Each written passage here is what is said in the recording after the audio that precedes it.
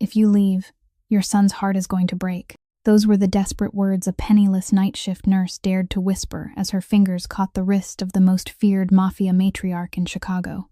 Deep inside room 712, a powerful underworld boss lay in a coma, 2 bullet wounds, 2 grueling surgeries, and 10 agonizing days with not a single visitor, card, or flower. Just armed enforcers standing guard outside, and an empty chair beside a dying man whose identity everyone was terrified to acknowledge. But on the 11th day, when his cold, unyielding mother finally appeared, she stared at his motionless body for merely 40 seconds before turning to walk out forever. In an empire where a single glance could seal a person's fate, every doctor and armed guard stepped aside in dread. Yet, a humble nurse drowning in medical debt refused to let her leave, putting her own career and life on the line to bridge a shattered bond and unearth a fatal truth buried under 6 long years of blood and silence. What secret could make a mother abandon her comatose son? And why did a penniless nurse risk everything to pull the veil from a devastating family tragedy? If powerful, emotional stories of unspoken sacrifice, unwavering courage, and redemption touch your soul, please take a moment right now to hit the like button, share this video with your loved ones, and subscribe to our channel with notifications turned on so you never miss another unforgettable story. Leave a comment down below to let us know your thoughts. Now, let us take you inside the quiet halls of room 712 and witness the night that changed several lives forever. At 7 that evening, Sienna Vance swiped her badge onto the 7th floor intensive care unit at St. Aurelia Medical Center and took handoff just as she did every night. The day shift nurse read her the familiar numbers for room 712. Blood pressure stable, urine output adequate, secretions a little heavier than yesterday.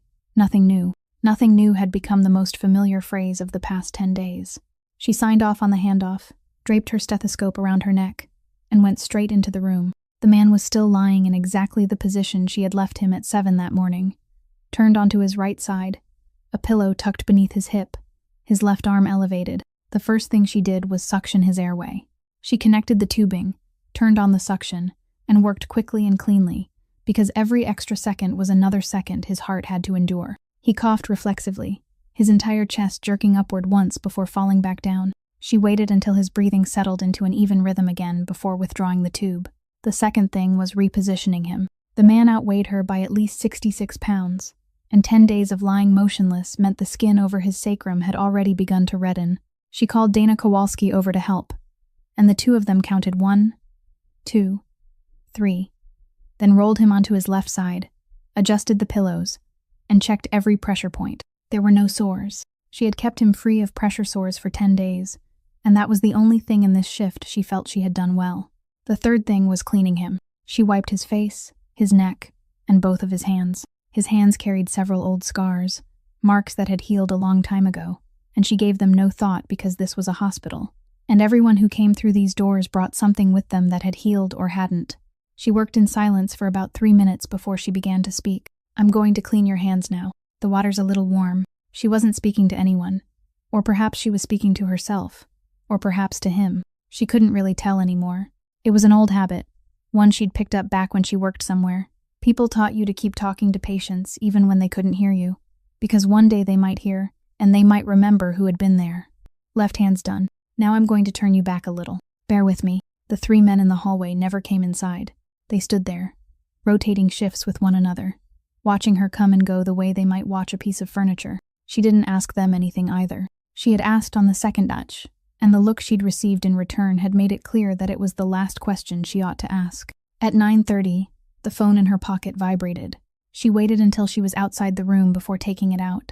The message was from the dialysis center, brief and polite in the way messages asking for money were always polite. Claire Vance's 3rd treatment cycle had an overdue copayment. Please contact the financial department before the 15th. She read it twice, then slipped the phone back into her pocket. Claire was 19 years old, had end-stage renal disease, and underwent dialysis 3 times a week. Medicare covered 80%, and 80% sounded like a great deal until someone learned how much the remaining 20% actually was. That 20% was supposed to be covered by the supplemental insurance through Sienna's job, and the supplemental insurance through Sienna's job covered things in its own particular way. Some things it paid, some things it said required further review, and while it was reviewing them, The dialysis center kept sending messages. At 11 that night, she went into the break room. The shared refrigerator held someone else's container of food, someone else's yogurt, and a box of pastries someone had brought from home for the whole unit to share. Sienna took 2 slices of peanut butter bread from her bag, made that morning and wrapped in aluminum foil, and sat down to eat in the corner of the table. Dana came in to pour herself some coffee, watched her for a moment, then asked, "You worked yesterday too?" "Yeah, this is your 5th shift this week." "6th. Dana set her cup down. "How long are you planning to keep doing this?" Sienna folded the sheet of foil, smoothed it flat, and slipped it into her scrub pocket. She would use it again tomorrow, as long as they keep giving me shifts. "That's not an answer. It's the only answer I've got." Dana didn't ask anything else. That was what Sienna valued about her. In a building where everyone had a question, and no one truly wanted to hear the answer, Dana knew when to stop. At midnight, Sienna returned to room 712 to record his vital signs. She checked his blood pressure first. 106/68. Acceptable. Heart rate 94. A little faster than the night before. She entered it into the tablet. Then she read his temperature. 100.8 degrees Fahrenheit. She stood perfectly still, staring at the number for 3 seconds. At 7 that evening, when she'd taken over the shift, his temperature had been 99.3 degrees Fahrenheit. She recorded the number, then took his temperature a second time to be certain, and the second reading came back at 100.9 degrees Fahrenheit. She looked toward the face of the man lying in the bed. Nothing there had changed. He was still motionless, his eyes still closed, his chest still rising and falling in time with the ventilator. But his temperature was climbing, and in 10 days, his temperature had never climbed. Sienna set the tablet down, pulled the chair closer to the head of the bed, and sat. "All right," she said. "I'm here." At 1 in the morning, his temperature climbed to 102.0 degrees Fahrenheit. Sienna called the resident on duty. He came down 12 minutes later, looked over the surgical incision, listened to the man's lungs, ordered blood cultures and fever-reducing medication, then left. She hung the medication, placed cooling packs around him, and recorded the time. By 1:40, the number still hadn't come down. At 1:53, she checked again. 102.9 degrees Fahrenheit. She took it a second time, because she wanted to have been wrong. She wasn't. The man began to move. Not the kind of movement an unconscious patient made while shifting position. His right hand clenched and opened again, and his eyelids twitched faintly beneath the thin skin. His heart rate on the monitor climbed from 94 to 110. She stood, placed a hand on his shoulder, and kept it there. "I'm here," she said. "If you can hear me, just keep breathing steadily." He couldn't hear her. His breathing grew faster, his chest rising and falling out of rhythm with the ventilator. And then he spoke. His voice was broken, hoarse, distorted by 10 days of intubation, but clear enough for her to hear. "Mom." Sienna stood perfectly still. "Mom, help me." She had heard hundreds of patients talk in delirium. People called for their wives, their husbands, their children, called names belonging to people who had been dead for years. She had learned how to listen without letting her hands stop working. But her hands had stopped. The man in this bed was large, outweighed her by more than 60 pounds, had 3 men guarding his door around the clock for 10 days, and no one on the entire 7th floor had dared ask who he was, and he was calling for his mother. "Mom." His hand lifted, reaching blindly for something in the air. Sienna caught it. She didn't hold him the way a nurse restrained an agitated patient, one hand blocking, body angled away. She slipped her hand into his and closed her fingers around his, firm and warm, giving him something he could hold in return. He did. He gripped her so hard she had to change her stance. "You're in a hospital," she said, her voice low and steady. "You have a fever. It'll pass." He didn't hear hospital. He was hearing something else. His head shook from side to side, his breathing breaking into short, ragged pieces, and the next words fell from him separately, each one divided from the next by an effort to draw breath. 7 minutes. Sienna leaned closer. "I didn't make it." The ventilator alarm sounded because he was fighting against it. She reached over and silenced the alarm without letting go of his hand. "Don't tell Mom." Then he went quiet, not because he had awakened, because he was exhausted. His whole body went slack for a moment, his fingers gradually loosening around hers, and the heart rate on the monitor began to fall. 108, 102, 99. Sienna stayed there. She didn't pull her hand away. She waited another 4 minutes, counting his breath silently in her head until she was certain the episode had completely passed. Then she lowered his hand back onto the bed, pulled the blanket up, and straightened the IV tubing that had shifted out of place. She entered the events into the tablet exactly as protocol required. 1:53. Temperature 102.9 degrees Fahrenheit. 2:02. Patient agitated. Vocalizing. 2:09. Agitation resolved. Heart rate returned to 99. A medical chart accepted lines like those. It had no place to record that a man had called for his mother. Sienna stepped outside, stood at the nurse's station, and pulled a small notebook with a worn spine from her scrub pocket. The notebook didn't belong to the hospital. It was hers, and she had been using notebooks like it since long before she started working here. She opened to a blank page, wrote the date, then wrote down the exact words she had heard, adding nothing, leaving nothing out, interpreting nothing. Mom, help me. 7 minutes. I didn't make it. Don't tell Mom. She looked at those 4 lines for a while. She didn't know what they meant, and she didn't try to guess. In this profession, you learned that words spoken in delirium weren't always true, and even when they were true, they still weren't necessarily yours to understand. She closed the notebook and slipped it back into her pocket. At 2:20, the elevator doors opened. Tobias Grant stepped out.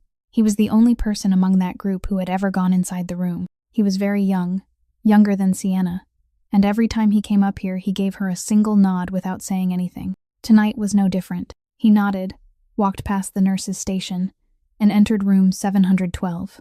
Sienna watched through the glass panel in the door. Tobias didn't approach the bed. He stopped about 3 feet from the foot of it, both arms hanging loosely at his sides, and looked at the man lying there. He didn't speak. He didn't touch him. He only stood there.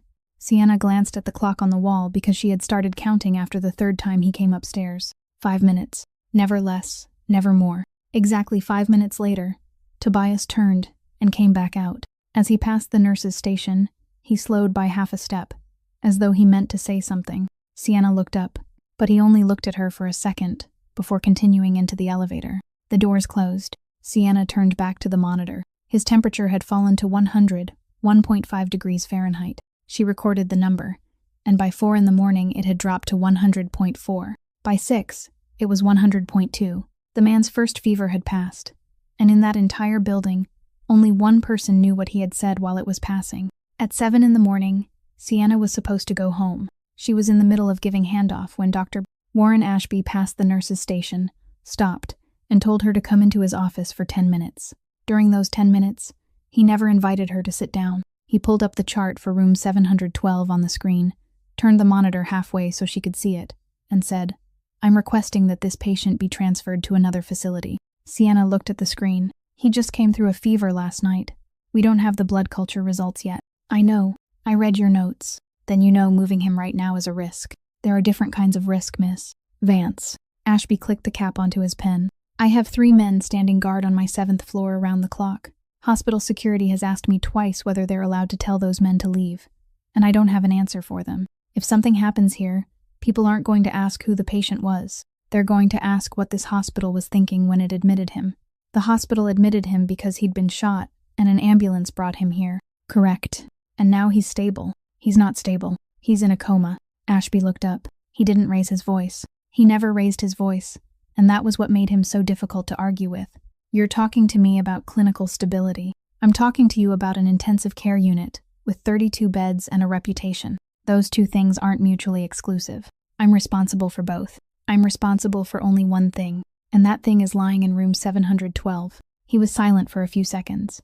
Then he spoke again, his voice shifting into another kind of calm. "Do you remember 3 years ago?" Sienna didn't answer. "You challenged a resident's order. You believed the patient was bleeding internally, and you went over his head and called the attending surgeon directly. That patient was bleeding internally." "Yes, you were right. That's exactly the problem." He tapped the tip of his pen once against the desk, then stopped. "If you'd been wrong, the board would have dealt with you within a week and everyone would have forgotten about it. But you were right. So it became a much more uncomfortable question, which was why a nurse saw something a doctor failed to see. No one wanted to answer that question, so they chose the easier solution and moved you to nights. And I've been on nights for 3 years. I know. I haven't complained about it once. I know that too." Ashby turned the monitor back toward himself. "I'm not bringing this up to remind you of it. I'm telling you so you understand how this building works. People here don't reward you for being right. They reward you for not causing trouble. You haven't caused trouble for 3 years. Don't start again over a patient whose name you don't even know." "I know his name. It's on his wristband." "You know what I mean." "No, doctor. Sienna said. I understand what you mean. I just don't agree with it. Ashby looked at her for a long moment, then gave a single nod. The kind of nod a person gave when he'd decided there was no reason to keep arguing because there was no need. The transfer request will be on my desk within the next 2 days. You're free to document your objection in the chart if you want. It'll be kept on record. She got home at 9, slept for 5 hours, and by 4 in the afternoon she was back because she'd picked up another shift. The man waiting for her in the 7th floor hallway wasn't Tobias Grant. He looked to be in his 40s, stood very straight, and when Sienna stepped out of the elevator, he took exactly 1 step toward her and stopped, leaving just enough distance that no one would feel uncomfortable. Miss Vance, she stopped. My name is Marco Rinaldi. I work for the Moretti family. It was the first time in 10 days anyone had given her a full name. I'm told you've worked nearly all of his shifts, even some you weren't scheduled for. I treat every shift the same. I don't think that's true, Rinaldi said, very politely. He had a high fever last night. I've read the report. I also know you stayed 3 hours past the end of your shift. He reached inside his jacket and took out an envelope. It wasn't very thick. He didn't offer it to her furtively, and he didn't hold it up for display. He simply extended it at hand level, the way someone might hand over a piece of paper. The family is very grateful. This is a thank you. There are no conditions attached. You don't have to do anything differently. Sienna looked at the envelope. She thought about the message from the dialysis center still sitting unanswered on her phone. She thought about the 15th. Then she reached out, took the envelope, and placed it back into Rinaldi's palm. I've been taking care of him for 11 days, she said. There wasn't an envelope then. Rinaldi's expression didn't change. He didn't press her even once. Didn't tell her to reconsider. Didn't tell her to keep it anyway. He simply closed his fingers around the envelope, slipped it back inside his jacket, and nodded. I understand. If you want to help him, Sienna said, there is one thing. Don't let Dr. Ashby transfer him anywhere for the next 2 days. Rinaldi looked up. For the first time in the entire conversation, he looked directly into Vixu. Transfer him where? Another facility. I don't know where. He was silent just long enough for her to understand that he wasn't weighing the information. He were committing it to memory. Thank you for telling me, he said, then stepped back, leaving the way clear for her to enter the unit. An hour into the shift, on that 11th afternoon, the entire floor fell dead silent as the elevator doors parted. Vittoria Moretti walked onto the unit, bypassed the guards, and stepped straight into room 712. She stood at the foot of her son's bed for 40 seconds without saying a word or reaching out, then turned toward the door to leave. But before she could step into the hall, Sienna crossed the room. Sienna's hand closed around the woman's wrist at the exact moment those fingers curled around the door handle. If you leave, your son is going to be heartbroken. The entire room seemed to stop.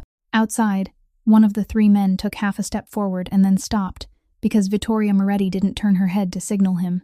She didn't turn her head at all. She looked down at the hand holding her wrist, then slowly raised her eyes. Who are you?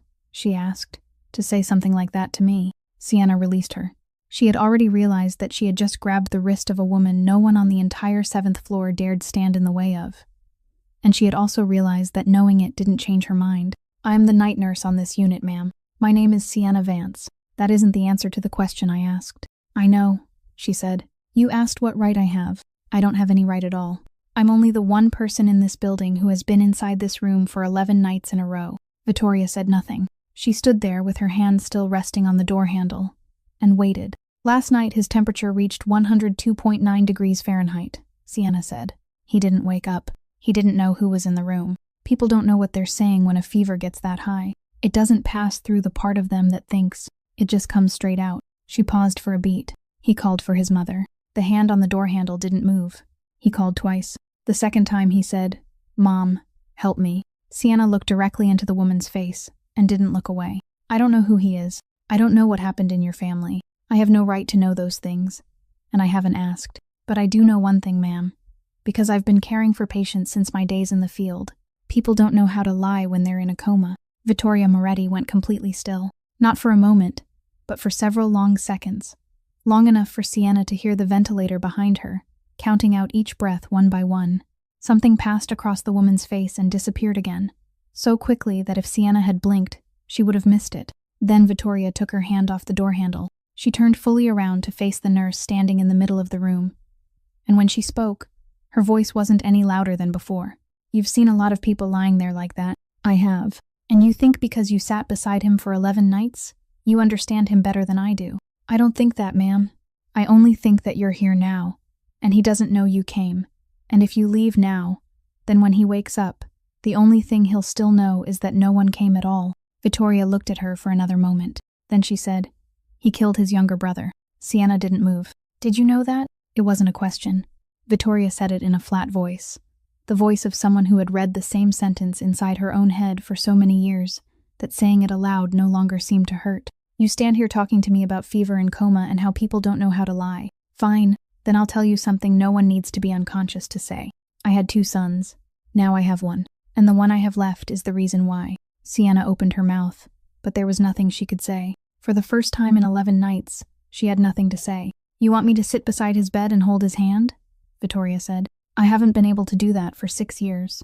You think 1 night of fever is enough to make me able to do it now?" "I don't think it's enough," Sienna said. "I only think this is 1 night when you can be here instead of not being here." The woman looked at her, and in that look was something Sienna couldn't read. Not anger, not contempt, but something older than both. "You're young," Vittoria said. "You haven't lost anyone that way." Then she turned back, opened the door, and walked out. She didn't look toward the bed one more time. In the hallway, the 3 men followed her toward the elevator, and not one of them looked back. Sienna remained exactly where she was until the sound of their footsteps had disappeared completely. Then she turned toward the monitor, stared at the numbers glowing there, and it took her a moment to realize she wasn't actually reading them. When she stepped into the hallway, the entire 7th floor had gone quiet in a way that wasn't real. A nurse standing at the medication cabinet turned her back just as Sienna passed. 2 people at the nurse's station lowered their eyes to their screens. The evening charge nurse looked at her once, and immediately looked away, asking nothing, even though the whole unit had clearly watched everything through the glass panel in the door. Dana was the only one who came over. She didn't ask Sienna what she had said. She simply stood beside her, looked toward the elevator doors that had already closed, and said softly, "Do you know who that woman is?" "No." "Then that's probably better," Dana said, and kept walking. Sienna went back into room 712. The man was lying exactly as he had been when his mother entered. Exactly as he had been when his mother walked away. She pulled the blanket up across his chest, adjusted the IV line, and entered his 4 o'clock afternoon vital signs into the tablet. There was no box anywhere in the medical record for writing that someone had come to see him today. The paper arrived at the end of her shift, clipped inside her internal mailbox, signed by Warren Ashby, with a copy sent to Human Resources. It was brief. It stated that earlier that afternoon, Nurse Sienna Vance had made physical contact with a patient's family member and interfered in the patient's family relationship, conduct that fell outside the professional scope of nursing practice. It stated that this was a written warning, that it would be placed in her personnel file, and that any further violation would be referred to the board. Ashby didn't call her into his office this time. He didn't need to.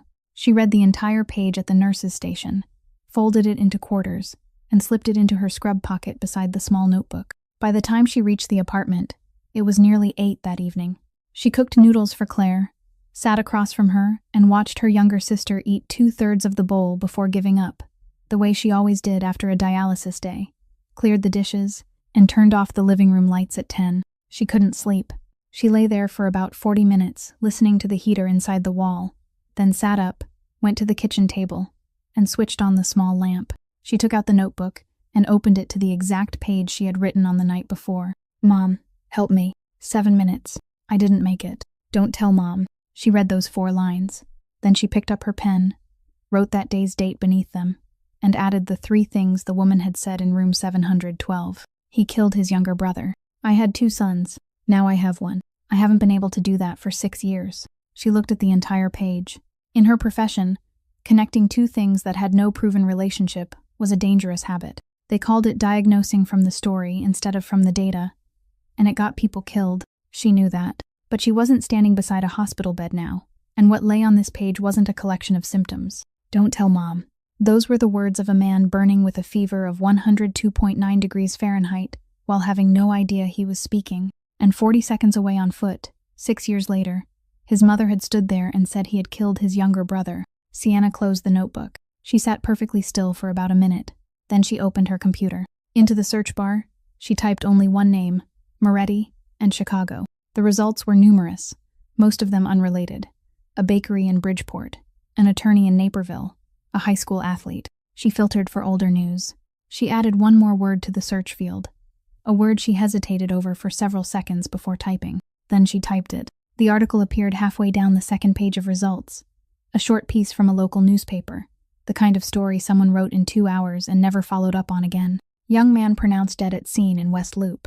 She opened it. The article was fewer than 200 words long. It said that in the early morning hours, a 24-year-old man identified as Matteo Moretti had been pronounced dead at the scene after a shooting in the West Loop area. It said police had not identified a suspect. It said the incident remained under investigation.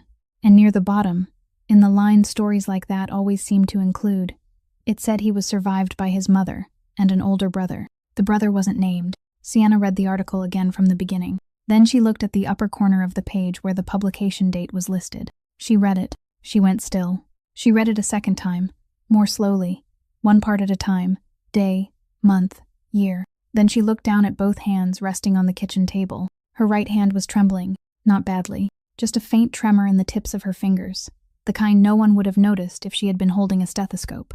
She left it there for several seconds and watched it as though it belonged to someone else, because this had never happened before. Her hands didn't shake while she worked. They hadn't shaken during the fever the night before. They hadn't shaken when she put her hand around Vittoria Moretti's wrist that afternoon. They hadn't shaken 3 years earlier when she picked up the phone and called the attending surgeon directly over a resident's head. She had thought her hands didn't know how to shake. She closed her hand into a fist, opened it again. It was still trembling. She knew the date printed on that article, not the way a person remembered a date from history. She knew it the way people knew their own birthdays, knew where it sat inside a year, knew what came before it and what came after, knew where they had been during every one of those 24 hours, what they had been wearing, what time they had gotten home, and how long they had sat inside the car before finding enough strength to step out.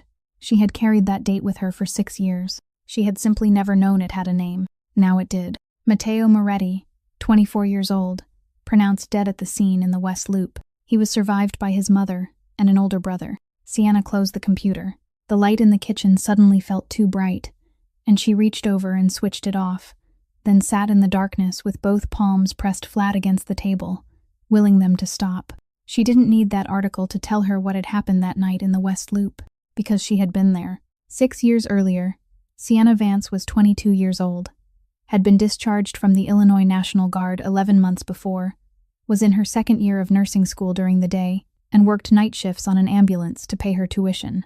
That night, her crew was dispatched just before 4 in the morning to a shooting in the West Loop, with 2 units responding. By the time they arrived, police had already put up the tape, and the rotating emergency lights washed across the fronts of the old warehouse buildings. A man was lying on the sidewalk about 10 feet from a car door, and there was no one beside him. Sienna got out first, dragged the medical bag with her, and dropped to her knees. Male, somewhere in his 20s, conscious, breathing fast and shallow, penetrating wound to the left side of the chest, below the collarbone. She cut away his shirt, placed gauze over the wound, pressed down with the full weight of her upper body, and held it there. Her partner started an IV and called in over the radio. The young man had no wallet in his pockets, no driver's license, nothing at all. Sienna heard her partner report to dispatch using the exact phrase protocol required in a case like this, unidentified male, and she heard the reply that the nearest hospital landing pad was occupied, and the helicopter would arrive in approximately 7 minutes. 7 minutes. She had been in this work long enough to know what 7 minutes meant with a wound like that. She shifted her knees into a more stable position, pressed harder, and began to talk. "Can you hear me? Look at me. What's your name?" He didn't give her his name. He looked at her for a long moment, then asked instead, his voice already beginning to break. "How long?" 7 minutes. "Too far?" "It's not far. Breathe with me. In." He breathed in. For about the first 3 minutes, he could still grab her wrist whenever the pain hit. By the 4th minute, his hand slipped away. Sienna never lifted her hand from the wound. She called out the time remaining for him. 5 minutes. 4 minutes. Because in training they taught you that when a person knew how much longer they had to endure something, they could endure it longer. Around the 5th minute, he began to speak. Not to her exactly, but for her to hear. And he spoke very clearly. More clearly than anything he had said before. In the way someone gathered everything they had left and forced it out all at once. "Listen." Sienna bent lower. "Tell my brother." "What's your brother's name?" "Tell me his name." "Tell my brother it wasn't his fault." He pulled in one short breath. "I went on my own. Nobody made me go. I went on my own." "What's your brother's name?" she asked a 3rd time. Louder now. because the sound of the helicopter had begun to carry in from the south. But he no longer heard the question. He only repeated the part he believed mattered. It wasn't his fault. Please tell him for me. I'll tell him. Save your strength. Then tires screeched behind her, and 3 or 4 car doors opened almost at once. A man came running toward them, crossed the police tape before anyone could stop him, and dropped to his knees on the other side of the young man. He shouted a name that Sienna couldn't make out over the roar of the helicopter descending toward them. He reached out as though to lift the injured man's head into his arms. Don't, Sienna said. Don't lift his head. Leave him exactly where he is. The man stopped his hands. He didn't look at her. He looked down at the young man's face, and for about 2 seconds, he said nothing at all. Asked nothing at all. Only stared. The helicopter touched down. The flight medical team ran toward them with the stretcher, and everything after that moved very quickly, in the exact sequence they had practiced hundreds of times. Stabilize, transfer to the stretcher, lift, run. Sienna stayed with the stretcher all the way to the helicopter door, her hand still applying pressure, and she only let go when one of the flight medics placed a hand in exactly the same spot. She stepped back, rose to her feet, and turned to look for the other man. He was standing a few steps away, both arms hanging at his sides, watching the stretcher. Sienna walked over to him. You're family, aren't you? He didn't answer. He left a message, she said. He said to tell his brother it wasn't his fault. He said he went on his own. Nobody made him go. The man kept staring toward the helicopter. Sienna wasn't sure he had heard her, so she started to say it again, louder this time, and she had barely opened her mouth when a hand seized her shoulder and yanked her backward. Back up. One of the men who had arrived with him stepped between them. He didn't hit her. He didn't curse at her. He simply pushed her out of the space the way someone brushed aside something blocking the way. I'm medical personnel. I have a message from the patient. I said back up. He asked me to tell his brother. No one listened. The other man had already been guided away by 2 of them, and the whole group was moving toward the cars. By the time Sienna pulled her shoulder free, they were gone. The police began to disperse. Her partner called her back to the ambulance. On the ride back to the station, she sat in the rear seat with both gloves still on her hands, and she remembered thinking exactly one thing, that tomorrow she would find the brother's name and call him herself. 3 days later, the case had been closed out. The victim's identity had been established somewhere beyond the records. A second-year emergency medical technician had any right to access, and no one ever called her back. She had carried that message for 6 years without knowing who she was supposed to give it to. On the 14th day, a little before 5 in the morning, Sienna was hanging a fresh bag of IV fluid when she realized the man in the bed was looking at her, not opening his eyes as a reflex. Looking, his eyes followed the movement of her hand, then shifted to her face and stopped there. She set the IV bag down, pressed the call button for the resident, then stepped to the head of the bed. Mr. Moretti, you're at St. Aurelia Medical Center. You've been asleep for 14 days. If you can hear me, blink twice. He blinked twice. Don't try to talk yet. Your breathing tube was removed the day before yesterday. Your throat is going to hurt. He spoke anyway. His voice was dry and faint, every word dragged up from somewhere deep inside him. But he didn't stop halfway through. What did I say? Sienna was reaching to adjust the head of the bed. She didn't stop moving. You haven't said anything. You just woke up. During the 14 days, she raised the head of the bed to 30 degrees, checked the lines, checked the IV catheter. Comatose patients don't have conversations, Mr. Moretti. Did I have a fever? Yes. Once. Then what did I say? She looked up. He was still watching her, without blinking, without even grimacing, though she knew exactly how much it had to hurt him to move his throat right now. Nothing important, she said. There was a silence that lasted exactly 3 breaths. Then he said, You're a terrible liar. Sienna didn't answer. The resident on duty came in, and for the next 20 minutes, the room filled with people.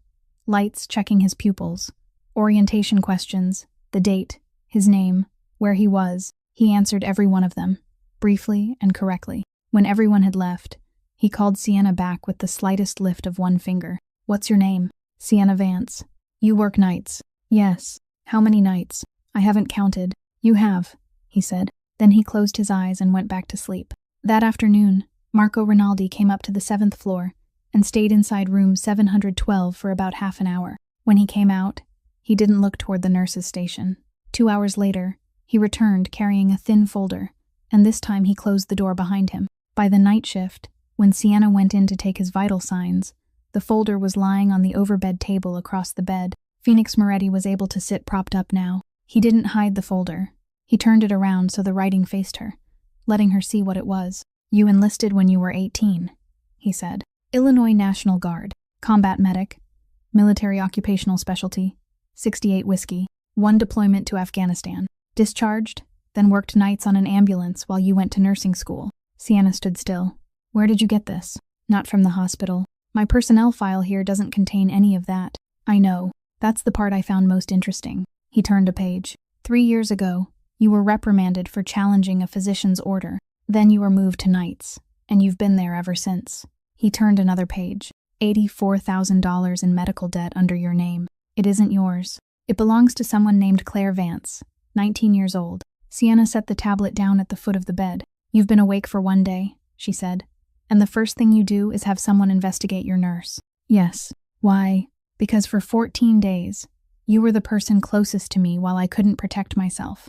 Anyone in that position, I need to know who they are." He said it in an ordinary voice, the kind people used to talk about the weather or a train schedule. No threat in it. No apology either. "Sit down. I want to ask you something." She didn't sit. She remained where she was, both hands resting in front of her abdomen. "You were a combat medic," he said. "You worked in a place where whether someone lived or died could depend on your hands within 3 minutes. So why are you working nights on a unit nobody wants? Taking care of a patient everyone on this floor avoids even walking past.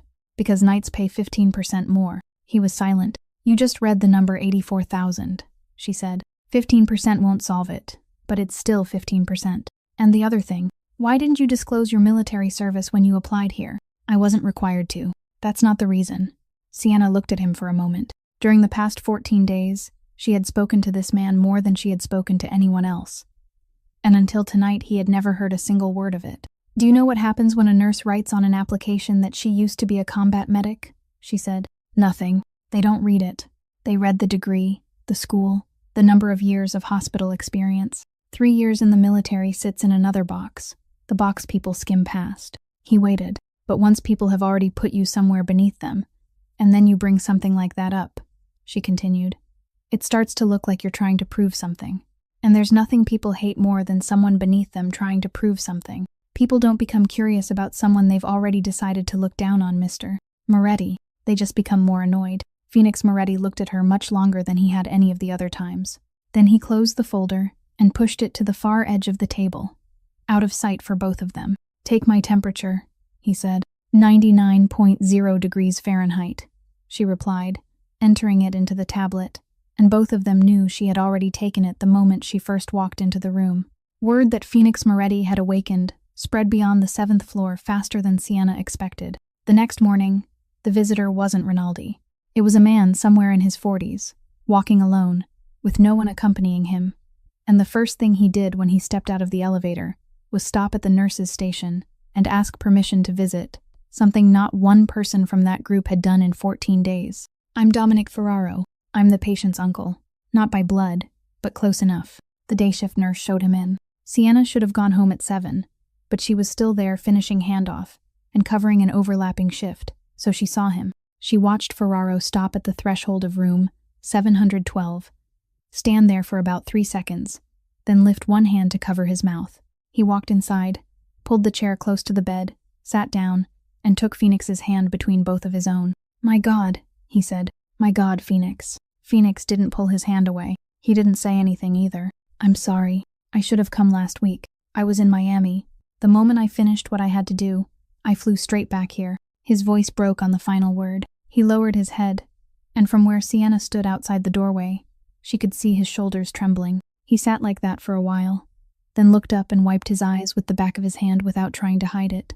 "I can't go through this again," he said. 6 years ago, I had to stand there and watch one of you already. Poor Matteo. I can't do it a second time." Phoenix still said nothing. He stared up at the ceiling. Ferraro tightened his grip on his hand. "Listen to me. Whatever happened is over now. Your only job is to lie here and get better. Everything outside this room is being handled by Marco and me. You don't have to think about anything. Move your chair back a little," Phoenix said. "The incision." Ferraro released his hand immediately, pulled the chair back several inches, and apologized twice. "Doctor." Ashby made rounds at 9. Ferraro stood when he saw him enter, and after the examination was finished, he followed him into the hallway. Sienna was documenting at the nurse's station about 13 feet away. She wasn't trying to listen. She was simply there, and neither man lowered his voice. "Doctor, tell me straight. How is he really doing?" "Better than I expected. His lung function is recovering. The surgical wound is clean, and there are no signs of a new infection." "What about his mind?" "What do you mean?" "I mean, how much does he remember?" "Mr. Moretti is well-oriented. He knows the date, he knows where he is, and he knows who he is." "No, I mean what happened before he was shot." Ashby paused for a moment. "After a trauma like this, it's common to lose memory of the period immediately preceding the event. We call it retrograde amnesia. It may resolve, or it may not." "It may not," Ferraro repeated. "So if he doesn't remember that night now, does that mean he might never remember it?" "There's no way to know yet. But in your experience, Mr. Ferraro—" "I don't speculate about things like that," Ashby said, and continued down the hall. Ferraro remained standing alone in the corridor for about half a minute. Sienna lowered her eyes to the screen, finished typing the sentence she had been working on, and didn't look up. At 10, Ferraro prepared to leave. He went in to say goodbye to Phoenix, gave him a few more instructions about eating, said he would be back Thursday, then came out. At the doorway, he ran into Ashby again and asked one more question. The third one, shorter this time. "Doctor, if his memory does come back, how long does that usually take?" "There's no fixed timeline. Weeks, months." "Mr. Ferraro," Ashby said, his voice beginning to show impatience in the particular way his voice did, which meant he was still perfectly polite. "The best thing you can do is let the patient rest." "Yes, of course. I'm sorry, doctor." Sienna rose from her chair, walked into the staff restroom, and stayed there for about a minute. She took the small notebook from her scrub pocket, opened it to the page she had been writing on, and added 3 lines. "Man who identifies himself as uncle. Asked the doctor 3 times about memory. Didn't ask about heart. Didn't ask about lungs. Didn't ask when he would be able to walk again." She looked at those 3 lines, then closed the notebook and slipped it back into her pocket. She told no one. She didn't think anything more about it either. In hospitals, patients' relatives ask strange questions all day long. Some asked the same thing over and over because they were frightened. Some asked because they hadn't understood the answer the first time. She had heard every kind. She wrote it down only because writing things down was what she did. When she came out of the restroom, Ferraro still hadn't left. He was standing there, waiting for the elevator, and when the doors opened, he didn't step inside immediately. He turned and looked toward her. He looked a second longer than was normal for someone looking at a nurse. Then he smiled, a very gentle smile. "You're my nephew's night nurse, aren't you?" "Yes, sir." "What's your name?" "Sienna Vance." "Vance." He nodded slowly, as though placing the name somewhere for safekeeping. "Thank you. I mean that. My family owes you." Then he stepped into the elevator, and the doors closed. 2 nights later, a little before 1 in the morning, Sienna entered room 712 and found the reading light still on. Phoenix was sitting propped up in bed, eyes open, looking at nothing, pulsing nothing. "You haven't slept?" "No." "Pain?" "No." She checked the drain, measured the output, and recorded it. He watched her work, and just as she was about to leave, he spoke. "Miss Vance." "Yes." "Why have you never asked me what I do for a living?" Sienna stopped at the foot of the bed. "Because I don't need to know that to remove your drain. Everyone needs to know." "No," she said. "Everyone wants to know." "That's different." He didn't answer right away. Out in the hallway, a medication cart rolled past, its sound gradually fading into the distance. "Do you know how many people have come into this room over the past 4 days?" he said. "Doctors, residents, nurses, technicians, phlebotomists, the man who cleans the floor. I counted 19. You counted? I count everything. Occupational habit." He said it with complete calm. 19 people. Of those 19, 17 changed their voices at one particular point when they spoke to me. They say Mr. Moretti. And when they reach Moretti, their voice drops half a tone, or they pause for half a beat, or they say it faster just to get past it. Sienna said nothing. The 18th was the janitor. "He doesn't know who I am." He looked at her. "The 19th was you. You know who I am. At least you know enough to understand why everyone on this floor avoids walking past my door. But you say Mr. Moretti in exactly the same voice you use when you speak to the old woman in room 709. You can hear what happens in the hallway too? I spent 14 days lying here with nothing else to do. I heard a lot of things." Sienna picked up the tablet. "If you want me to lower my voice, I can." "No," he said. "I just want to know why you don't." She thought for a moment. "Because I took care of you for 14 days before you woke up," she said. "For those 14 days, You weren't anybody. You were just a man who couldn't turn himself over in bed. Now you're awake, so now you're somebody. But I still remember those 14 days. It's hard to change after that." Phoenix Moretti said nothing more. He only gave one very small nod, then reached over and turned off the reading light. And it was the first time in 2 days that he had deliberately ended a conversation himself. At 3 a.m, only Sienna remained at the nurse's station, while the other staff nurse was making rounds.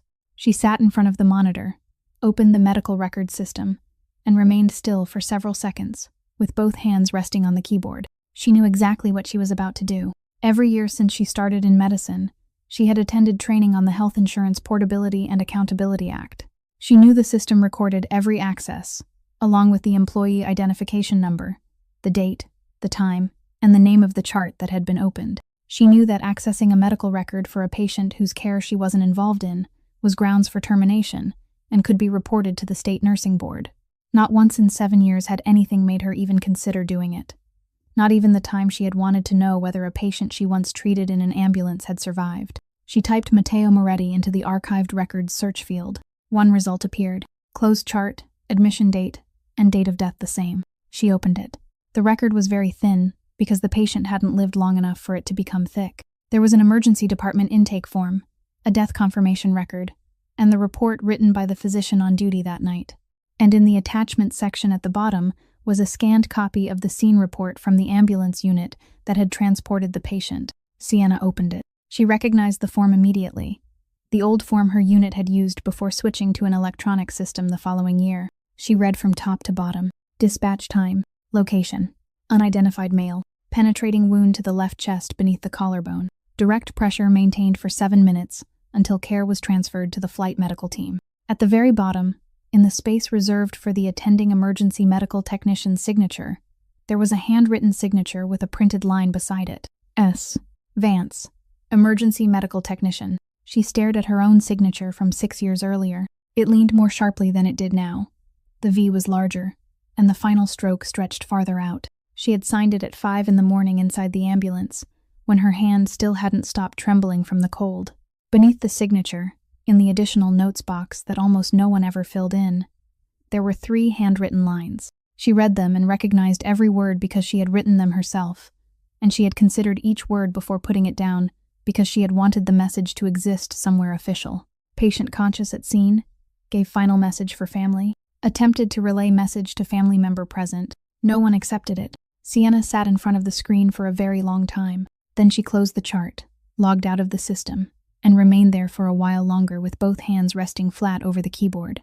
In room 712, a little more than 30 feet away, the man had finally fallen asleep. 6 years earlier, she had stood 3 steps away from him on a sidewalk in the West Loop and tried to tell him one single thing, and someone had pushed her away. Now she was the only person in this entire building who knew both ends of that story, and she had just used the wrong way to learn the part in between. At 3 a.m. the next day, someone stepped out of the 7th floor elevator whom Sienna had never seen before. The lab coat was the right color. The badge clipped to his chest was the right kind, with a photograph, a name, and the words, "Respiratory therapist," printed beneath it. He nodded to her, said briefly that there was an order to check the nebulizer in room 712, and walked straight toward the far end of the hallway. Sienna watched him go. She noticed that he had already been wearing gloves when he stepped out of the elevator. She stood up.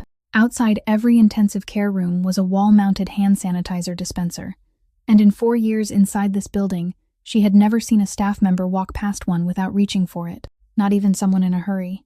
Not even someone already wearing gloves, because everyone was taught to sanitize their hands before putting gloves on, and no one wore gloves from the hallway into an intensive care patient's room. This man passed the dispenser without slowing for even half a second. Sienna reached over, hit the security alarm button at the nurse's station, and ran.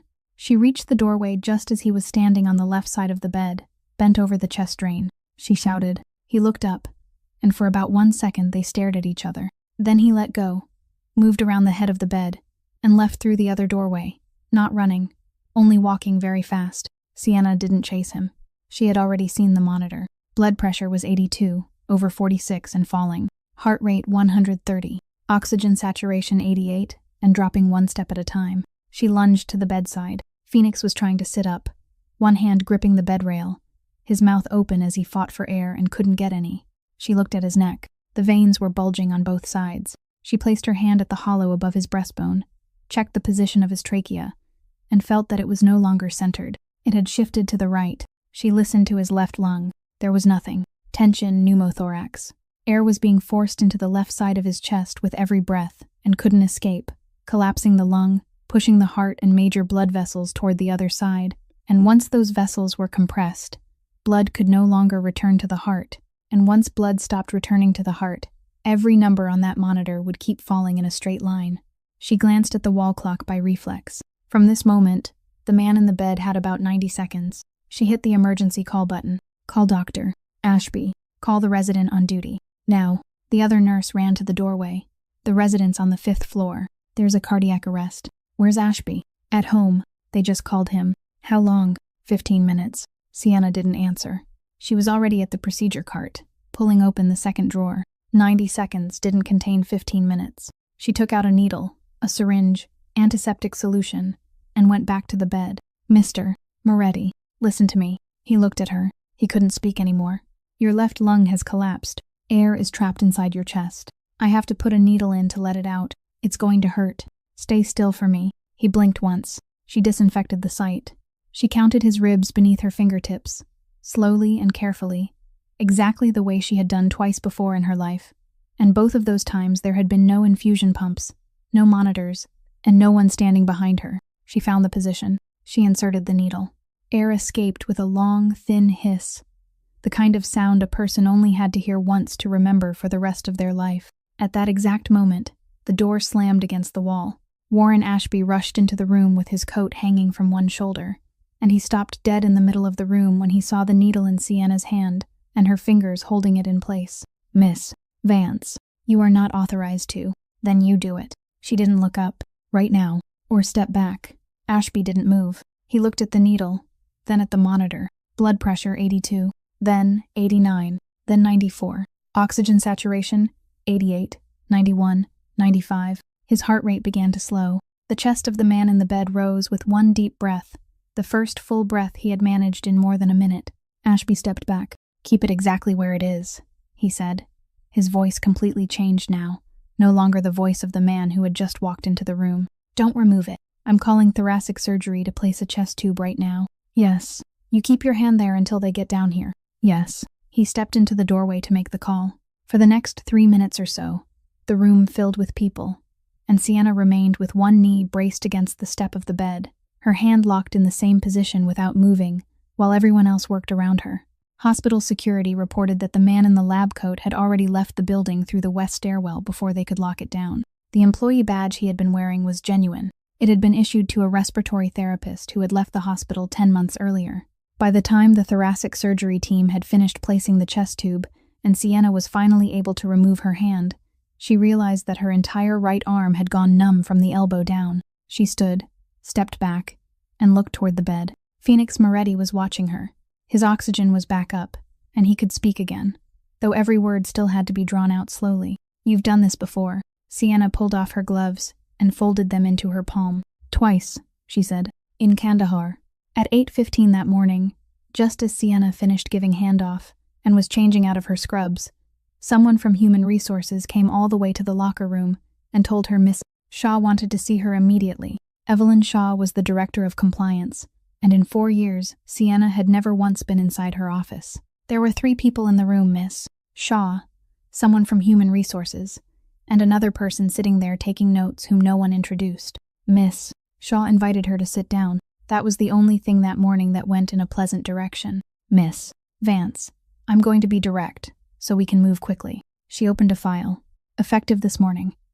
The hospital is placing you on temporary suspension at base pay pending investigation. There are 2 matters involved. Sienna sat upright, both hands resting on her thighs. First, early this morning, you independently performed an invasive procedure on the patient in room 712. Needle decompression of the chest is not within the scope of practice for a registered nurse in this state, and you performed it without a physician's order. Yes, you're not disputing that.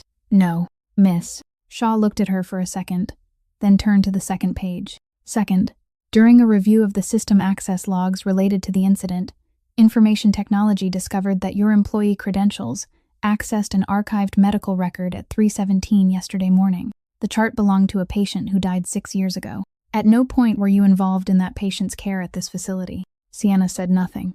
This is a violation of federal patient privacy law. It is considerably more serious than the first matter, and I need you to understand that. The first matter could still be argued in the context of an emergency. The second has no such circumstance. You were sitting at the nurse's station at 3 in the morning, and you opened that chart. Yes. Would you like to explain why? Sienna thought about the 4 lines in the small notebook inside the coat she had draped over the back of the chair. She thought about her own signature from 6 years earlier. She thought that if she told them now, the first thing that would happen was that all 3 people in this room would write down that she had a personal motive, and that wouldn't help anyone. No, ma'am. Miss Vance. Miss. Shaw set down her pen. I've been doing this for 11 years. I've sat across from a great many people, and most of them say a great deal. You're saying almost nothing. I need you to understand exactly what is happening. This matter will be referred to the Internal Review Board, and depending on its findings, it may then be referred to the State Board of Nursing. Do you understand that you could lose your nursing license permanently? Yes. Permanently means you may never be permitted to practice nursing in any state again. I understand. Miss. Shaw watched her for another moment. You will surrender your access badge to Human Resources before leaving the building. You are not permitted to enter any patient care area until the investigation is concluded. The Human Resources representative handed her a sheet of paper, and the lower half contained the section about benefits. Sienna read it right there because she knew she needed to read it right there. During suspension, the employee's group health insurance coverage would be suspended, effective on the final day of the month, and the employee would receive notice regarding the right to continue coverage by paying the full premium personally. Sienna read that exact line twice. Claire had Medicare because of end-stage renal disease, and Medicare covered 80% of the cost of dialysis. The remaining 20%, along with medications, routine testing, and all the expenses Medicare placed under further review, were covered by the supplemental insurance through Sienna's job. The full out-of-pocket premium for a family plan was a number she had seen once in the employee orientation materials, and she remembered it. And it was more than her entire monthly take-home pay. She signed where she was supposed to sign. She turned in her badge. She took the stairs down to the parking garage because she didn't want to share an elevator with anyone. Inside the car, she took out her phone and called Claire. Her sister answered after 3 rings, her voice thick from sleep. Are you coming home yet? I'm about to. Have you had breakfast? Not yet. Sienna, can I move Thursday's dialysis to the afternoon? Mornings wipe me out. Yes. I'll call them. Are you okay? Your voice sounds weird. I worked all night. The unit was busy tonight. Did anyone die? No, Sienna said. No one died. That's good, Claire said. Then asked whether they were having noodles that night. Then said she would wash the dishes. Then hung up. Sienna set the phone on the passenger seat. She sat in the car with both hands resting on the steering wheel and didn't put the key into the ignition. Outside, the morning shift was filing into the building one by one through the employee entrance. People whose faces she had known for 4 years, and not one of them looked toward the parking lot. She sat there like that for 15 minutes, then 20. She didn't start the car, because right then there was nowhere in her mind for her to go. On the afternoon of the second day after her suspension, someone knocked on Sienna's apartment door. Marco Rinaldi stood in the hallway, didn't step inside, and spoke from the doorway. He wants to see you. I'm not allowed into patient care areas. You won't be going in as an employee. You'll be going in as a visitor. At the reception desk on the ground floor, Sienna signed her name into the visitor log, showed her driver's license, and they printed a sticker for her with her name and a room number on it. 712. She had walked past that desk twice a day for 4 years and had never once stopped there. She pressed the sticker onto her shirt and took the elevator to the 7th floor like every other visitor. And in that familiar hallway, 2 of her former co-workers saw her, nodded in greeting, then lowered their eyes. Phoenix was able to sit in the chair beside the bed now. There was a new chest tube along the side of his chest, and a drainage chamber resting on the floor, and he still had to breathe more slowly than normal. Rinaldi stepped outside and closed the door. Sit down. This time, Sienna sat. I know what happened, he said. Both matters. The procedure and the medical record. You find things out quickly. You saved my life in 90 seconds, and they suspended you within 5 hours. He said it without raising his voice anywhere. There are 4 things I want to do. I'm going to tell you all 4, and then you can answer. She nodded. First, the $84,000 in medical bills under your name will be paid in full this week. It isn't a loan. There won't be any paperwork for you to sign. Second, your sister's medical expenses, whatever Medicare doesn't cover, will be guaranteed until she receives a kidney transplant, no matter how long that takes. Third, I have attorneys. The matter with the hospital board and the State Board of Nursing will be handled. Fourth, you won't ever have to work nights here or anywhere else again unless you want to. Sienna said nothing. Ask whatever you want to ask. You can really do all 4 of those things? Yes. How long would it take? The first, 3 days. The second, finish today. The other 2 will take longer. She looked down at her hands. She had thought about those $84,000 every day for 2.5 years. She knew exactly how many months of her salary that number represented, and she knew that number stretched longer than the amount of time the doctors had told Claire she might spend waiting on the transplant list. No, she said. Phoenix showed no reaction. Say that again. No, sir. I won't accept it. Why? Because if I accept it, I become one of your people. He didn't take his eyes off her. How many people do you already have? She said. I don't know. A lot. They're all loyal. They all worry about you. They're all capable. But in the 14 days you were lying here, not one of them came in and sat beside your bed for more than 5 minutes. There was one young man who came up every day, stood at the foot of your bed for exactly 5 minutes, then left. He didn't dare come any closer to you. Have you ever wondered why? He didn't answer. Because none of your people dare tell you the truth, she said. They report to you. That's different. People report what they think you want to hear, and they hide what they think will make you angry. And they do it because their lives depend on you. If you pay me today, then tomorrow I become the same way. I'll start weighing every word before I open my mouth. I'll start wondering whether my sister will still have her medication if I tell you something you don't want to hear. She looked up. You were just shot twice, and someone wearing a lab coat walked straight into this room at 3 a.m. to finish the job. What you need right now isn't one more person who owes you gratitude. You need someone who's willing to tell you the truth. The room went quiet. Out in the hallway came the sound of a cart rolling past, then someone laughing at the nurse's station before the sound stopped almost immediately. Phoenix Moretti sat perfectly still for a long time. He didn't look away, didn't shift in his chair, didn't say a word for nearly a minute, and Sienna let the silence remain because she had already said everything she intended to say. In 20 years, people had refused him before. Some refused because they feared the consequences of accepting. Some refused as a way to negotiate. Some refused and then returned 3 days later to ask for what they had turned down. He knew every kind of refusal, and he knew how to deal with every one of them. The woman sitting in front of him had just refused an amount of money that could change whether her younger sister lived or died, and she sat there with both hands resting on her thighs, not trembling, not looking down, not adding a single sentence to soften what she had just said. All right, he said. Sienna stood. Miss Vance. She stopped. Then I owe you, he said. His voice was flat, without emphasis anywhere. Exactly the same voice he had used when asking how many nights she had been there. I keep my word. Always. Sienna looked at him for a moment. Then she gave one small nod and walked out. And in the hallway, she peeled the visitor sticker bearing her name from her shirt, folded it in half, and slipped it into her pocket. The address was in Winnetka, about a 40-minute drive north of downtown, and Sienna had no trouble finding it because Vittoria Moretti's name appeared in the county's public property tax records. She arrived at 9 a.m. There was a gate, and a man stepped out of the guardhouse. I need to see Mrs. Moretti. She isn't seeing anyone. My name is Sienna Vance. I'm a nurse at St. Aurelia. I met her on the 7th floor. I know who you are, he said. She still isn't seeing anyone. Then I'll wait. Where you wait is your business. He turned and went back into the guardhouse. Sienna stepped away from the driveway, moved to the side of the road, and waited. She stood there for 2 hours. Close to 11, the man came out and opened the gate. 15 minutes. Vittoria Moretti received her in a room at the back of the house, seated in an armchair, without inviting her to sit. You stood outside my gate for 2 hours. Yes. Why? Because I have something I need to tell you.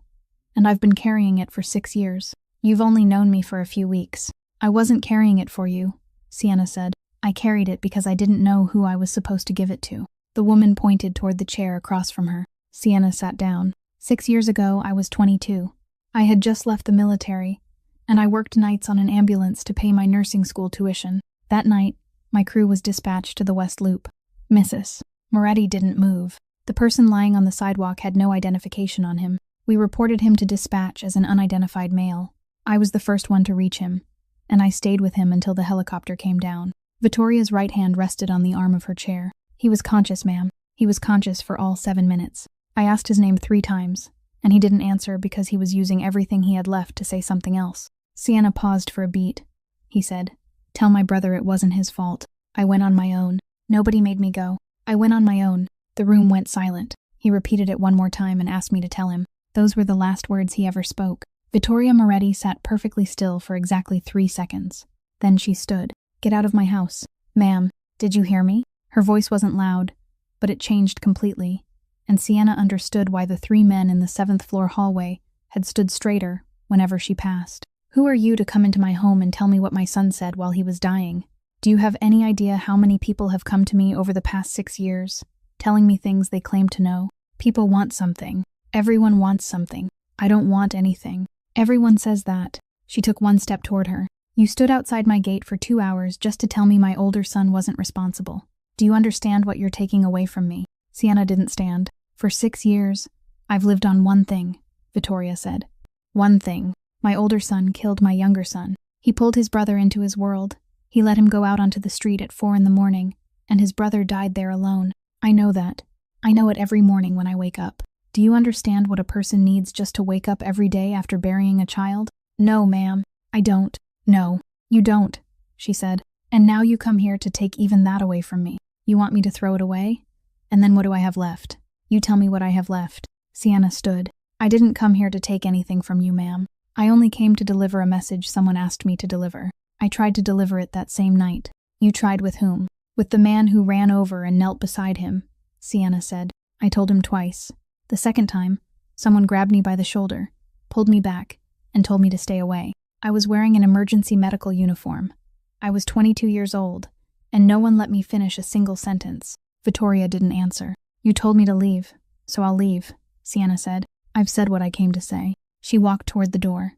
Her hand was already on the handle when a voice came from behind her. "Wait." Sienna stopped, but she didn't turn around immediately. "Did he?" the woman began, then stopped. When she continued, her voice was nothing like it had been 2 minutes before. It had dropped lower, and something broke in the middle of the sentence before she could stop it. "Was he in pain?" At the end, Sienna turned around. Vittoria Moretti was still standing in the same place in the middle of the room, but one hand had reached behind her and was gripping the arm of the chair, her fingers pressing so hard into the fabric that her knuckles had gone white. She wasn't crying. She was only standing there, holding onto the chair. "No, ma'am," Sienna said. "He never cried out in pain. For all 7 minutes, he didn't say a single thing about himself." The hand gripping the chair tightened. He was only worried about his brother.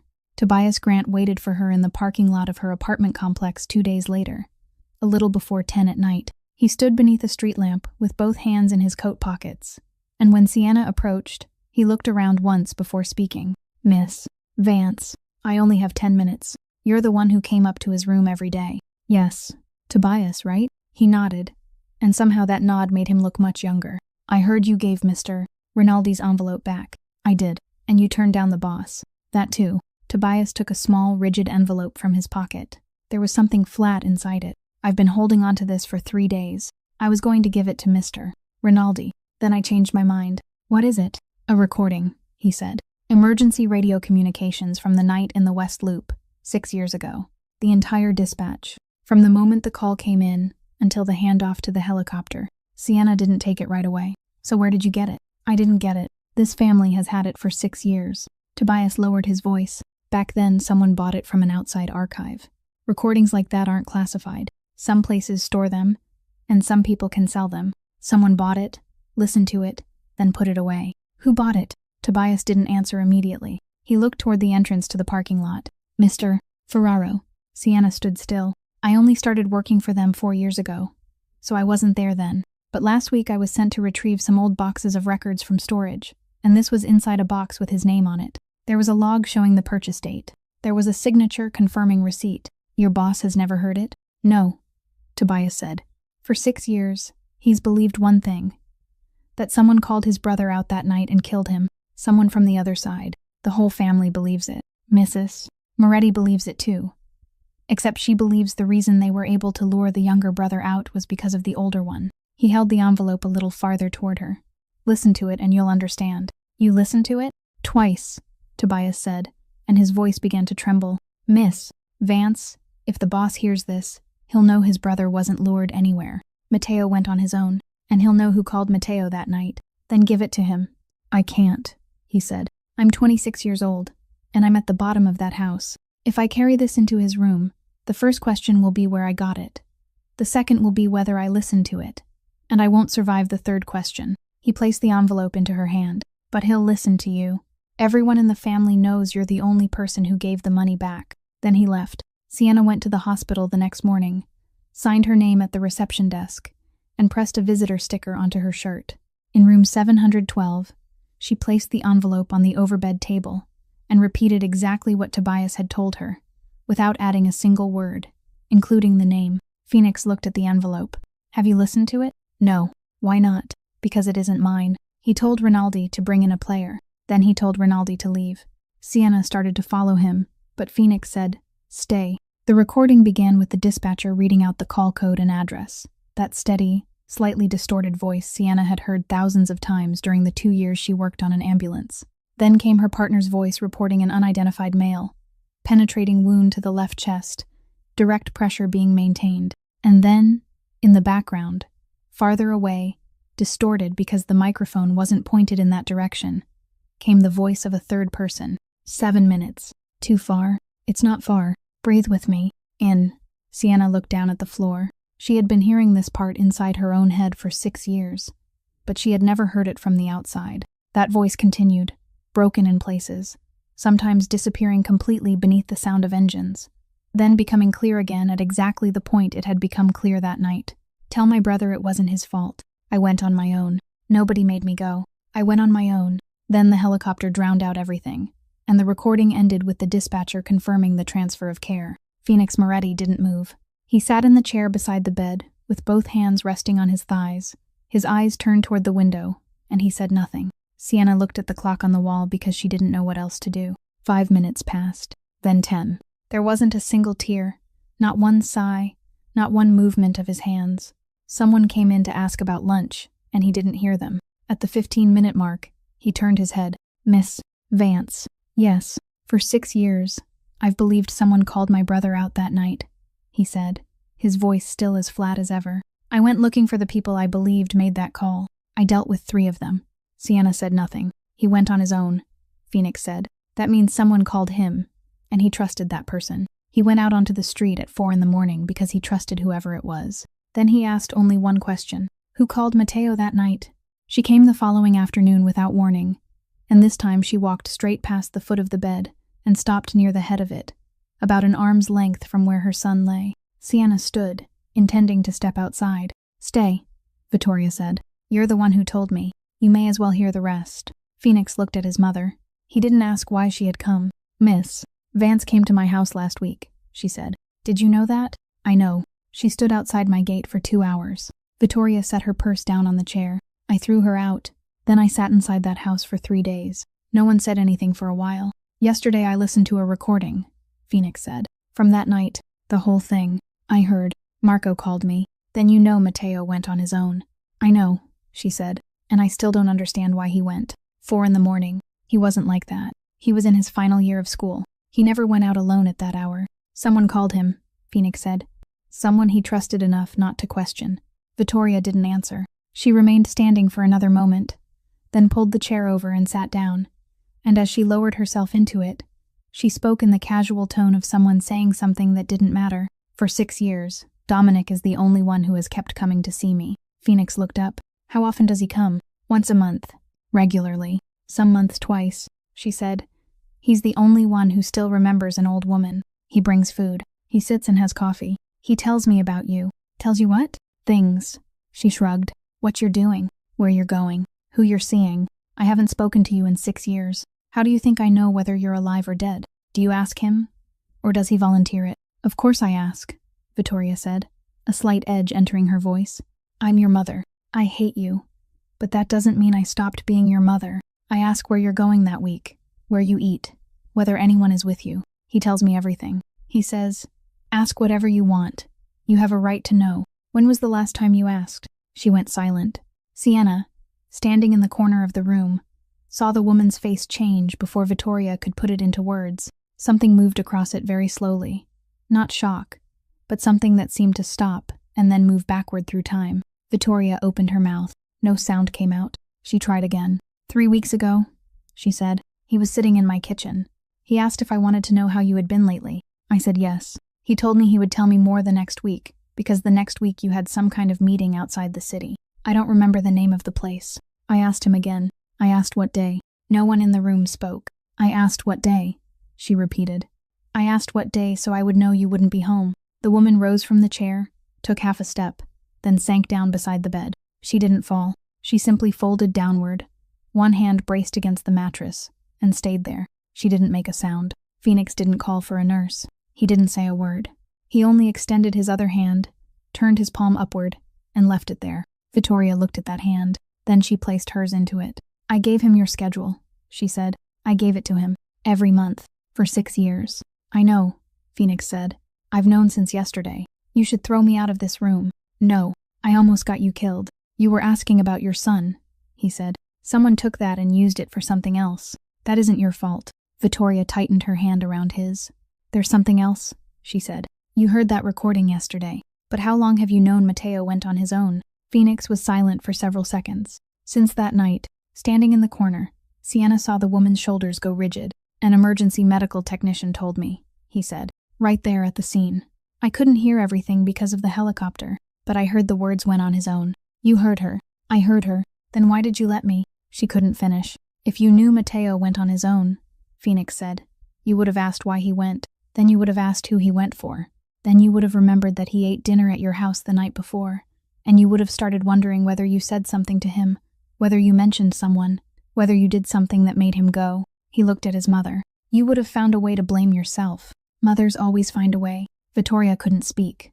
I could live with you hating me, he said. I couldn't live with you hating yourself. The woman gripped the side of the bed with both hands and stared at her son as though he were someone who had only just walked into the room. You let me hate you for 6 years, she said, so I wouldn't have to hate myself. Phoenix Moretti didn't answer immediately. I was his brother, he said. That was my job. Marco Rinaldi took 2 days. When he returned to room 712, he was carrying a folder, and he didn't sit down. Our family keeps call logs for the internal numbers. Back then, everyone used numbers issued by the organization. He placed the folder on the table. That night, at 3:41 in the morning, there was a call to Mateo's phone. It lasted 2 minutes and 10 seconds. The outgoing number belonged to Dominic Ferraro. Phoenix didn't pick up the folder. What else? There's more, Rinaldi said. I traced some of the accounts I've spent the last 6 years believing belong to our organization. 4 of them don't. There's a shipping route running through the southern port that I knew nothing about. It was operating before Mateo died. He paused for a beat. Mateo used to help me with the books back then. He was good with numbers. No one said anything. For the past 2 days I've had people watching Ferraro's house, Rinaldi said. He hasn't gone anywhere. He still thinks no one knows anything. In the room at that moment were Rinaldi, Phoenix, and Sienna standing in the corner with a visitor sticker on her shirt. Outside in the hallway were 3 more men from the Moretti organization, and every one of them was waiting. Sienna understood that the entire building seemed to be waiting for a single sentence from the man sitting in the chair beside the bed. Phoenix remained silent for a long while. Then he turned toward her. Say whatever you want to say. I have no standing here at all. You said that to my mother too, he said, and then you kept talking. Sienna thought for about 3 seconds. If you kill him, she said, he wins. Rinaldi turned his head and looked at her. For 6 years, your mother believed one thing. She believed you were the kind of man who dragged his younger brother to his death. She believed it because someone sat in her kitchen once a month and made sure that belief never had time to grow cold. She continued. 3 days ago, she finally learned that what she believed was wrong.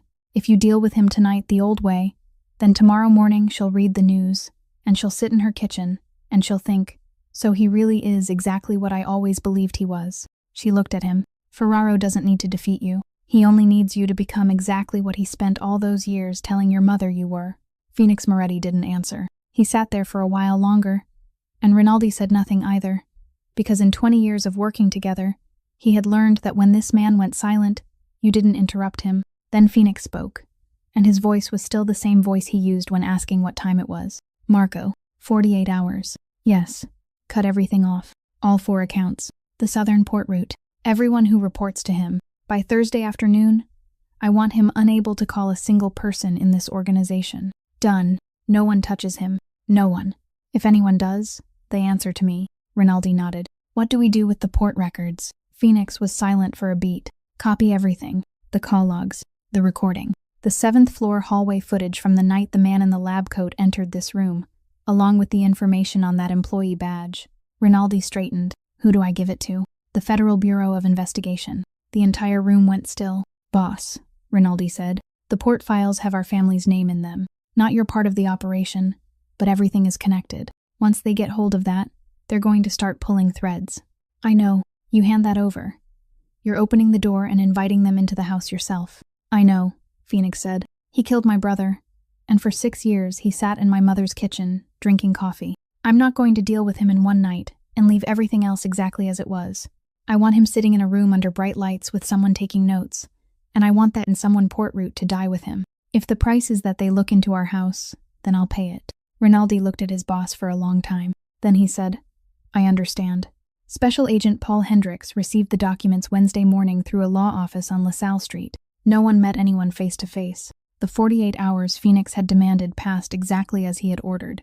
By Thursday afternoon, all 4 accounts had been closed. The shipping route through the southern port had stopped operating, and 7 men who had once reported to Ferraro received notice that from that day forward, they reported to Rinaldi. Not one of them asked a question. Ferraro called Rinaldi 3 times on Thursday. Rinaldi didn't answer once. That evening, Ferraro called Phoenix. Phoenix didn't answer either. It was the only response he gave him, and it was enough. On Friday morning, Dominic Ferraro arrived at O'Hare International Airport carrying a first-class ticket to Lisbon and a passport that didn't bear his name. He was arrested at the security checkpoint in Terminal 5. He didn't resist. The first news report appeared online that afternoon, fewer than 200 words long, and it didn't mention the name Moretti even once.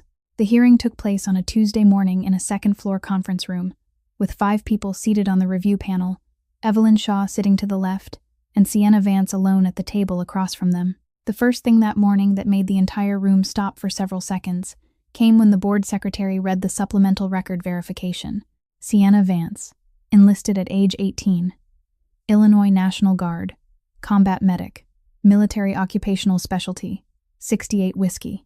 1 deployment to Afghanistan, completed tactical combat casualty care training, with documented performance of needle chest decompression under battlefield conditions. Miss. Shaw looked up. None of this was ever in your personnel file here. No, ma'am. Why didn't you disclose it? Because when I applied, no one asked. The second person to stand was Warren Ashby. He didn't read from a paper. I arrived at room 712 40 seconds later than I needed to, he said. I know that number because I reviewed the hallway footage. During those 40 seconds, if no one had acted, my patient would have died. I want the board to enter that into the record in my own words. He paused for a beat. I spent 20 years believing authority and competence were the same thing. Miss. Vance didn't fit that equation. So for 3 years I assumed she was the problem. It turns out the equation was wrong. The third document was a notarized statement from the patient, in which he waived any right to bring a complaint against the hospital or the nurse involved, and confirmed that the procedure had saved his life. On the second matter, Sienna offered no defense at all. I accessed a medical record I had no right to access, she said. I knew that when I did it. I'm not asking you to excuse it. I'm only asking you to understand why. 6 years ago, I was the last person to hear a dying man leave a message for his family. I tried to deliver it at the scene, and no one listened to me because I was 22 years old and wearing an emergency medical uniform. I carried that message for 6 years. That night, I opened the record to make sure I remembered correctly before I went to deliver it. It wasn't lawful. I did it anyway. The board deliberated for 40 minutes. The decision was a written reprimand to remain permanently in her file, 6 months of retraining in patient privacy and scope of practice, direct supervision for the first 3 months, and retention of her nursing license. On the final line of the written decision was one item miss. Shaw read more slowly than the others. A recommendation to establish a care coordinator position for penetrating trauma patients and veterans, proposed by Dr. Warren Ashby. 3 weeks later, Phoenix Moretti came back to discuss the money, and Sienna still refused the portion intended specifically for her. I've worked this floor for 4 years, she said. Right now there are 11 people up there carrying debt the way I carry debt. Some of them owe more. None of them happen to be holding the hand of a crime boss when he needed help. If you want to pay, then pay for the whole 7th floor, or don't pay at all. The Matteo Moretti Fund was established afterward, publicly registered and administered by an independent hospital board, covering co-payments Medicare didn't cover, anti-rejection medications, and transportation expenses for dialysis patients. The founder held no seat on the governing board and had no authority to decide who received assistance. Claire Vance entered the kidney transplant waiting list through the transplant center's standard evaluation process, ranked by medical criteria like everyone else, without being moved ahead even one place. 6 months later, on a Friday afternoon, Phoenix Moretti took the elevator to the 7th floor as a visitor, wearing a visitor sticker on his chest like everyone else. He waited in the hallway until Sienna finished giving handoff. "I owe you," he said. "I keep my word. Do you remember?" "I remember." "Then this is how I repay it," he said. "I'm staying, even on the days when you don't need me anymore." Sienna looked at him for a long time. Then she said, "Then come downstairs to the cafeteria with me. I have 40 minutes. That same afternoon, Vittoria Moretti stepped out of the 7th floor elevator carrying a container of food. She didn't turn toward any patient room. She walked straight to the nurse's station and set the container on the desk in front of Sienna. "This is for you." "Not for him," she said. "For 6 years, I cooked for someone who was gone. From now on, I'll cook for someone who is still here." This story leaves us with a few very simple things people often forget. A person's title only tells you where they stand. It never tells you what they are capable of when something truly matters. Some truths are buried not because people are cruel, but because they love one another in the wrong way, and that kind of silence can steal years from a family.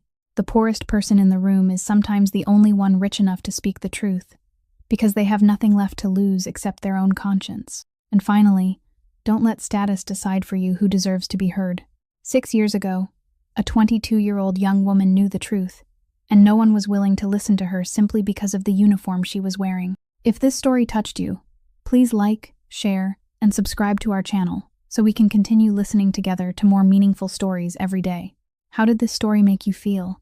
And have you ever met someone who was underestimated simply because of their job or appearance? Please leave a comment so we can hear the thoughts you carry deep in your heart. We wish every one of you watching this video good health, a joyful life, and peace in every day ahead. Goodbye, and we look forward to seeing you again in the next video.